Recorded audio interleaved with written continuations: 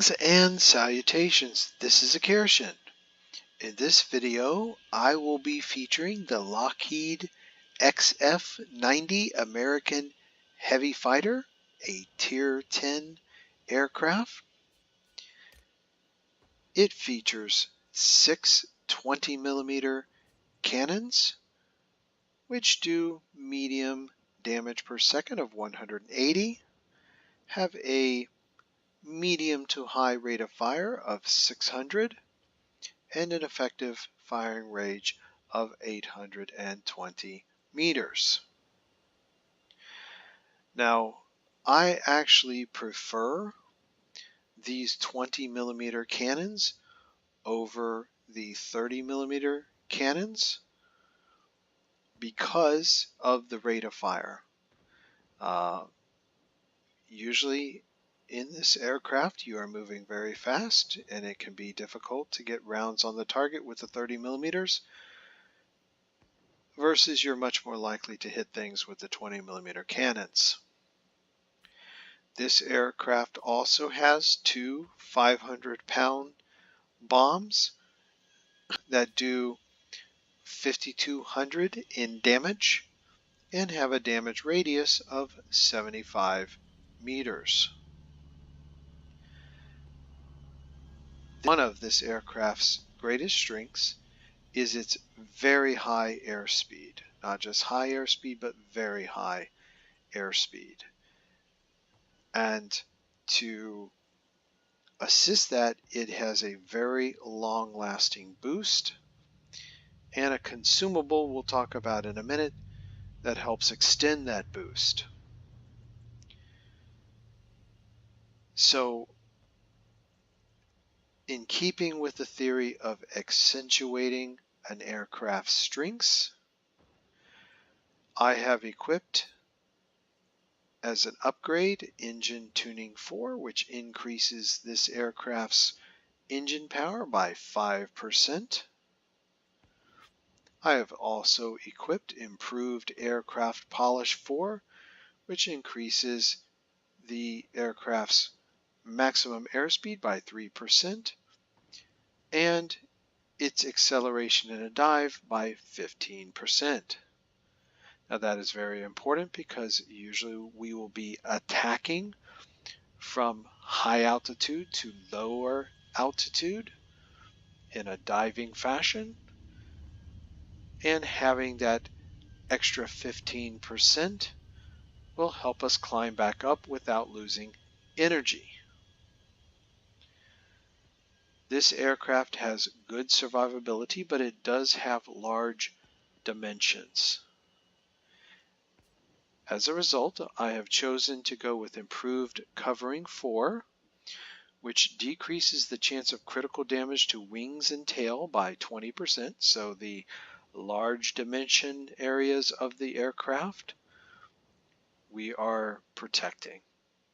It also increases this aircraft's hit points by 5%.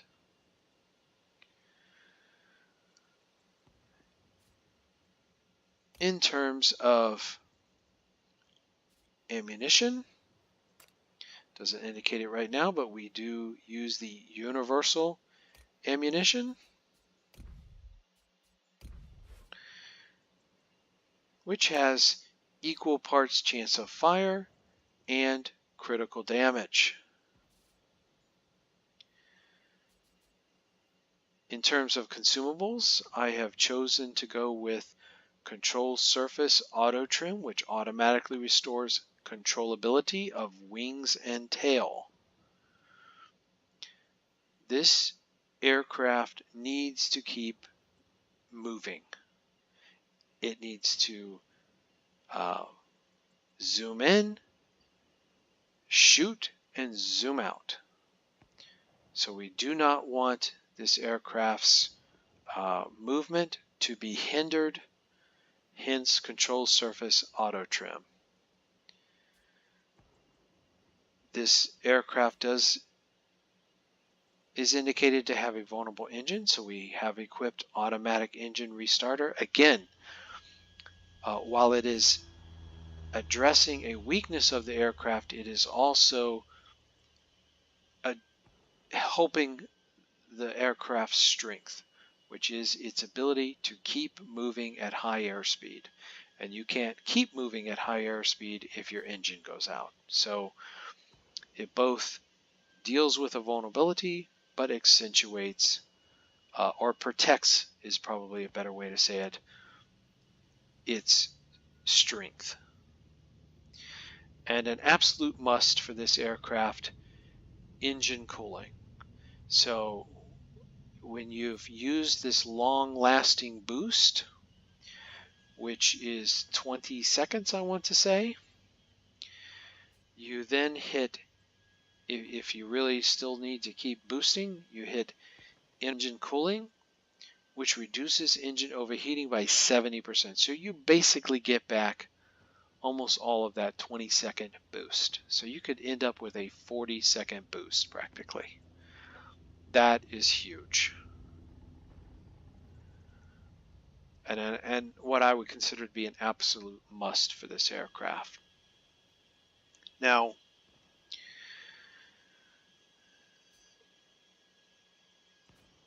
in terms of pilot skills, again, accentuating this aircraft's strengths. I have gone with Engine Guru 1, which increases engine thrust by 3%, significantly improving aircraft acceleration. Folks, we zoom down, we need to accelerate out. We zoom down, shoot, accelerate out. I've also equipped Engine Guru 2, which stacks with Engine Guru 1 for, with the two Engine Gurus combined, a total of 5% engine thrust increase. I've also chosen to go with Aerodynamics Expert, which will accentuate the effects of engine tuning and aircraft polish. Now, another viable option, if you so chose, would be to go with Demolition Expert, increasing the damage caused by bombs and its blast radius by 15%. So we do have two bombs, as I mentioned, so it's a perfectly viable option to go with Demolition Expert to accentuate those bombs. So just looking at our aircraft's specifications, you see that optimum altitude is 3,000 meters. That's very high in comparison to other heavy fighters. And I can tell you it can easily get up to 4,000 plus meters, which very few aircraft are going to be able to follow you up there. Optimum airspeed is 862 kilometers per hour. It's nothing for this aircraft to get to 1,000 kilometers per hour plus.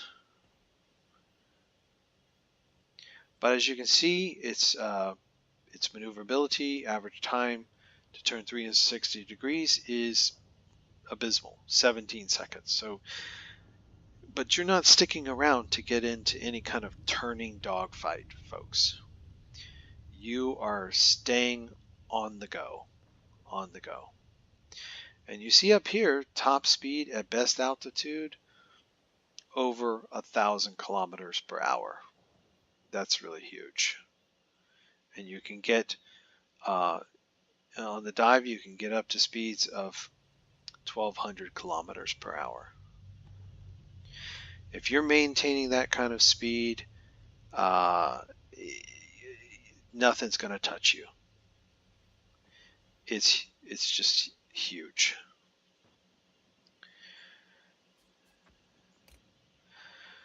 All right, so In terms of paint schemes, you're currently looking at summer.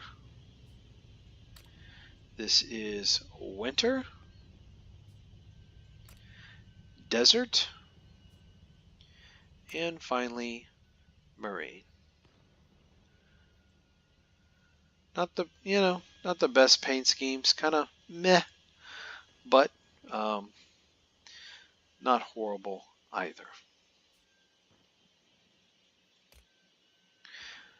Okay, so what we are going to do now is to head over to World of Warplanes website and use their compare aircraft tool to compare this Tier 10 heavy fighter to other Tier 10 heavy fighters to help put it in context and to assist you in deciding, do I want this aircraft? Do I want to grind for this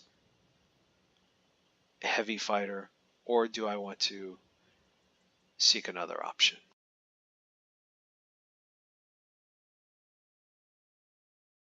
So we are here now on World of Warplanes website using their compare aircraft tool, and I have selected the 3 Tier 10 heavy fighters that exist in the game, one of which is our XF-90. Then we have the British Gloucester Javelin and the German Messerschmitt Me 262 HG3.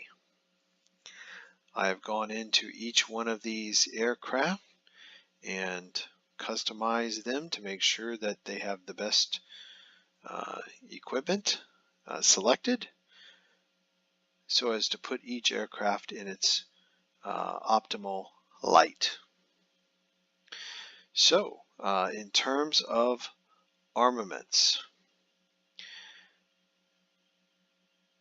both the Javelin and the Me 262 are said to have much superior armament than the XF-90.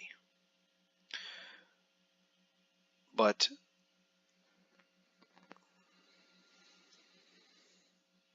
let's look at that a little bit closer. So the XF-90 has 180 damage per second. These are on the 20 millimeters. 600 rounds per minute rate of fire, and an effective range of 820. So 180, 600, and 820. If we look at the Javelin has 4 30-millimeter cannons. Its damage per second is 330, which is much higher than the 180 on the 20 millimeters for the XF-90. However, if you look at its rate of fire, it is only 300 rounds per minute. Its effective firing range is just slightly lower than that of the XF-90, but the key stat for me is the 300 rounds per minute. Now, again,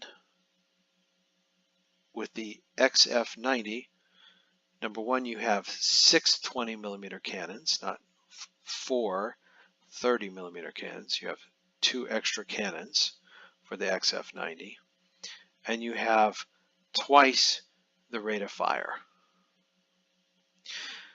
Bear in mind that in these aircraft, its speed is everything, both offensively and defensively. So if you're traveling 700, 800, 1,000 kilometers per hour, Would you rather have a 600 rounds per minute armament makeup or a 300 round per minute? Which is more likely to actually put rounds on the target? The Messerschmitt ME-262HG3, same thing. 430 millimeters with 350 damage per second, 330 rate of fire, and 120 meters less in effective firing range. That's pretty significant. Why is that important? Well, so you have almost half the rounds per minute, and you have 120 meters less to be shooting at the other target. And you may only have a few seconds to shoot at the enemy target because of the speed that you're flying. So what's the bottom line? I don't think this number fully reflects the whole story here. I prefer the 20 millimeter cannons because you're more likely to actually hit the darn target. Okay, in terms of bombs and rockets, the Javelin, no bombs. No bombs. So it is not even going to have the option to, really significantly attack ground targets. The XF-90 has two 500-pound bombs that do 5,200 in damage and have a 75-meter radius of effect. The Messerschmitt also has, well, its bombs has 5,000 in damage. I mean, not significantly less than the 5,200, and the same damage radius.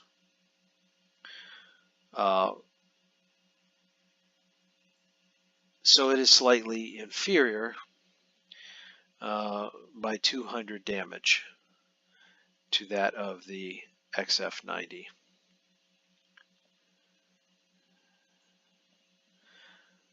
Hit points. Now, the Messerschmitt and the XF-90 are the same, but as you can see, the Javelin has significantly more hit points than the XF-90. Of course, the goal is not to be really hit in the first place. That's your main defense for these aircraft, is don't get hit because you're moving so quickly and you're in and out like a thief in the night. But the Javelin clearly has an advantage in terms of survivability over the XF-90. Airspeed, top speed at best altitude. The Javelin and the XF-90 are very similar.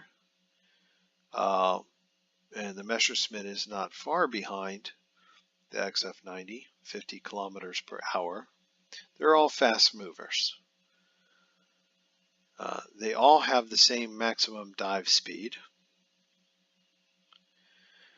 In terms of maneuverability, the Javelin and the ME-262 have about a 2-second, just shy of a 2-second advantage in terms of turning. But really, in these aircraft, you shouldn't be getting in those types of turning dogfights anyway. You're really trying to avoid those, as a matter of fact.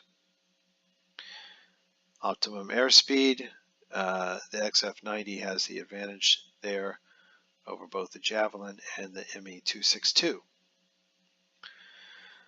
Stall speed, which can be important. The Javelin has a slight advantage over either the XF-90 or the ME-262. The Javelin can hang quite well with the XF-90 in terms of altitude. The ME-262, a slight disadvantage of 200 meters. Rate of climb, the Javelin is 2 meters per second shy of the performance of the XF-90. The XF-90 significantly outpaces in the climb the ME-262. So overall, I would say I like the guns of the XF-90 because of its rate of fire. If I could get the 30 millimeters with the same rate of fire as the XF-90, great. But in reality, the 30 millimeters are half of the rate of fire of the XF-90, and that's significant. The Javelin has no bombs, so that's one negative of it. But it does have an advantage in terms of hit points. I would say that overall the XF-90 and the Javelin are pretty on par with each other from a stats perspective. And if you're in an XF-90, there aren't many aircraft that can outpace or outclimb the XF-90 or even keep up with it. If you see a Javelin, though, you know it's a threat to you because it can. The 262 HG3 can, but maybe to a lesser extent than the Javelin. All right, so I hope that helps you put these aircraft in perspective. I do not have the Javelin yet, but I am very much looking forward to getting it and trying it out and featuring it for you guys. I do have the 262 HG3 and like it very much, and have made videos of it in the past for you all. So feel free to check those out. But I would say I definitely am looking forward to the Javelin. But the XF-90 is one of my absolute favorite aircraft. I really enjoy it. And now you know where it fits in with the other Tier 10 heavy fighters.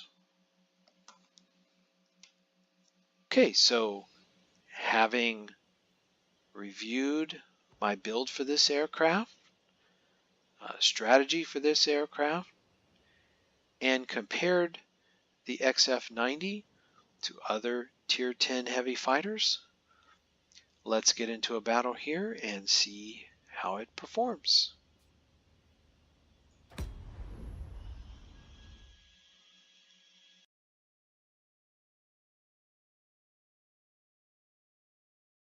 Alright, so we have drawn the Road to Rome Trap Theater of Operation. We will first be headed to this command center so that we can secure it and get bomber flights inbound to the enemy's assets.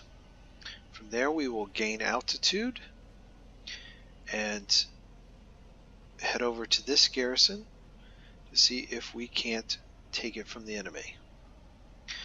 So what is our strategy here? We're going to use the two advantages we have with this aircraft. Number one, speed. Number two, altitude. This aircraft can get to speeds upwards of 1,000 kilometers per hour, and it can climb safely as high as 4,000 plus meters. There's no aircraft in this game that is going to catch us at 1,000 kilometers per hour, and very few that might be able to climb up to 4,000 meters in altitude. So those are our two key advantages with this aircraft. We do not have maneuverability as an advantage, but we do have speed and altitude. So the first thing we're going to do is come in here and drop our ordnance on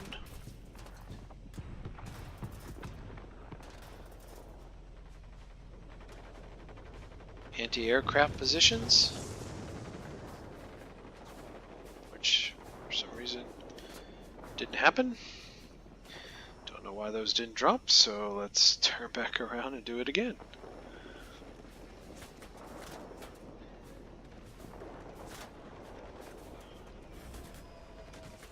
Oh, seriously. Yeah. Well, thanks for that.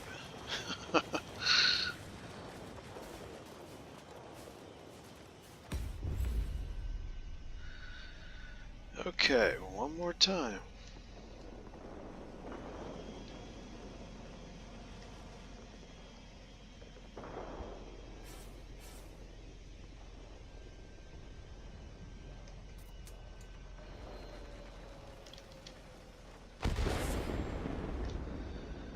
All right.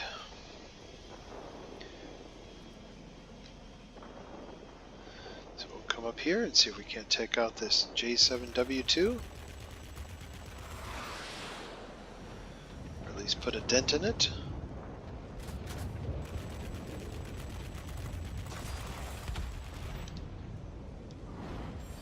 So we're going to climb.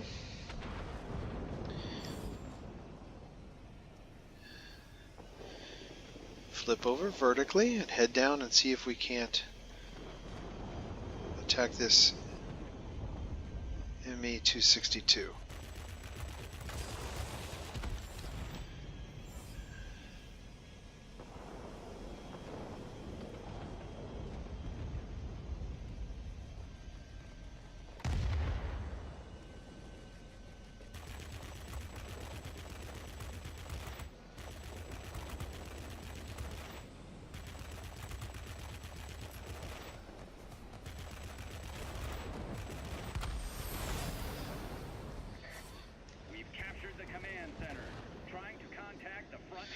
Alright, so we're going to climb, get some altitude here. Enemy bombers inbound. Don't let them reach their target. I believe that is a Javelin,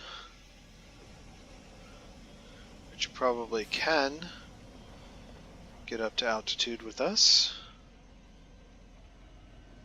So we're going to focus that target because it is a threat. It is a potential threat to us.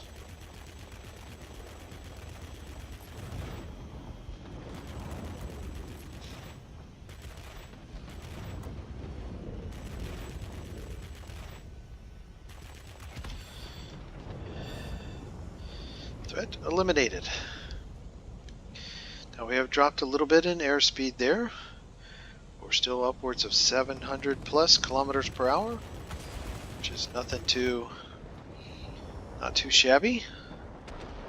We're going to climb, get some altitude, head back up to our point of safety. Flip over.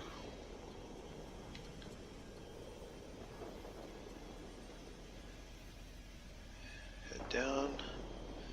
And we're going to focus this Yak-19, which tends to be squishy.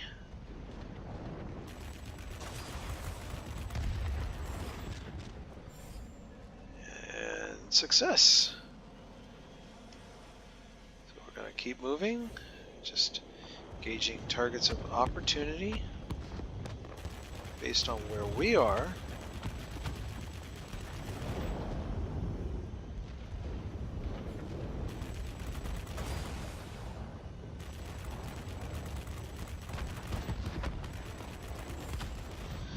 So I did slow down there a little bit, but I did not perceive that we were in a any danger at that point, so why not? And we're going to gain some altitude here, get back up to our safety. So we're almost up to 4,000 meters. Certainly no Yak-19 is going to catch us up here. So we're going to dive down and see if we can't take this Yak-19 out.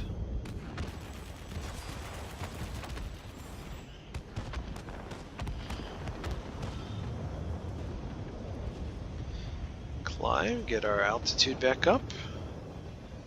This is our area of safety. And we'll head down here and see if we can't work on these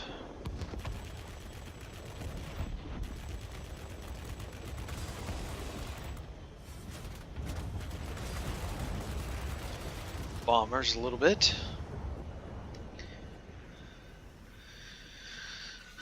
Now we're going to have to slow down a bit if we're going to do anything significant with these. They've almost got us.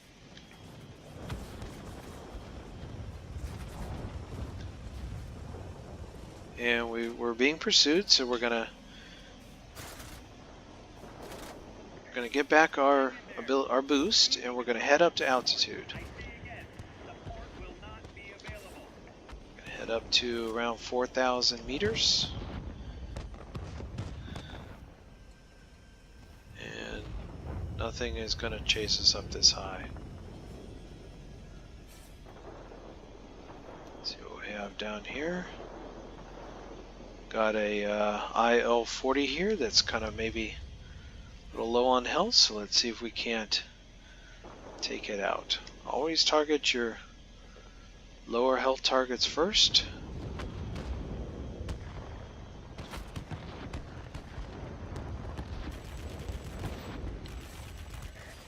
We cannot support you any longer. The storm is too heavy. Do you copy? And back up. Back up to altitude here. Back up to safety. Don't think we're in any real danger right now. What do we have over here? 262, that's low health, so let's see if we can't take it out.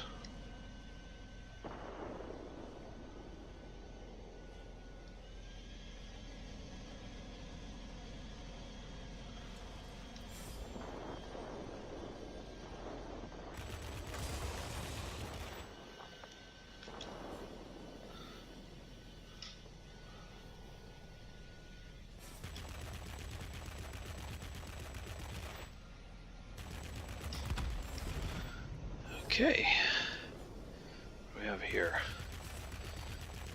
This is our Javelin. So we definitely want to take this Javelin out because this is an aircraft that can challenge us at The enemy has altitude captured the command center. and speed. Gain a foothold. Strong attack aircraft that we definitely want to deal with.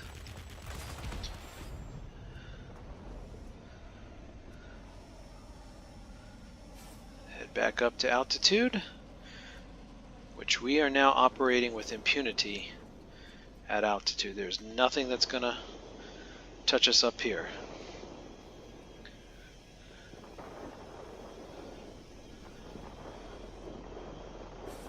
We're at even the limits for us. Attention, all aircraft.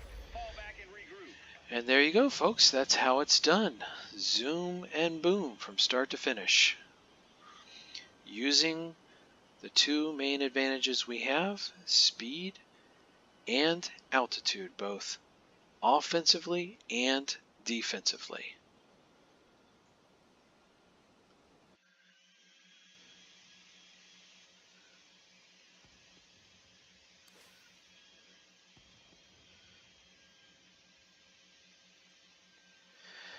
So I think that flight really showed the strengths of this aircraft. 8 enemy aircraft destroyed, over 4,000 in damaged aerial targets, 6,000 plus damage to ground targets, 2 ground targets destroyed, captured 2 sectors.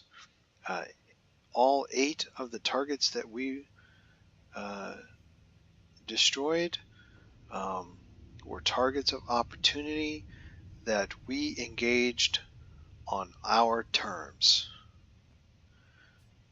And that's a very important point to make. We did not engage those targets on their terms, we engaged them on our terms at a time and place of our choosing. So I think you really see that this aircraft is very strong. Over 8,000 in combat points. Number 1 spot on the team. Was a defeat, but this aircraft did its part. So I hope that you have really enjoyed this video, and I think that if you get an opportunity to fly this aircraft, that you will have great success in it.